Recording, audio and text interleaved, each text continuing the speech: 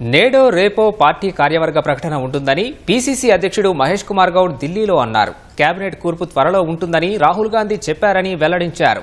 రాష్ట్రానికి సంబంధించిన కొన్ని విషయాలు వివరించామని రాహుల్ గాంధీ సంతృప్తి వ్యక్తం చేశారని పేర్కొన్నారు. అంతకుముందు రాహుల్ గాంధీని కుటుంబ సమేతంగా మహేష్ కుమార్ గౌడ్ మర్యాదపూర్వకంగా భేటీ అయ్యారు. మర్యాదపూర్వకంగా వారు కలవడం జరిగింది. తెలంగాణ రాష్ట్ర విషయానికి వచ్చిన కొన్ని విషయాలు కూడా వారికి చెప్పడం జరిగింది. వీలైన త్వరలో కేబినెట్ కూర్పు కూడా చేయాల్సిందిగా వారికి మనవి చేయడం జరిగింది. వారు త్వరలోనే చేస్తామనే మాట కూడా చెప్పడం జరిగింది. పార్టీ నిర్మాణం గురించి, సంస్థాగత నిర్మాణ కార్యక్రమాల గురించి, జై బాపు జై భీమ్ కార్యక్రమాల గురించి వారికి వివరించడం జరిగింది. వారు ఈ కార్యక్రమాల పట్ల సంతృప్తిని వ్యక్తం చేశారు.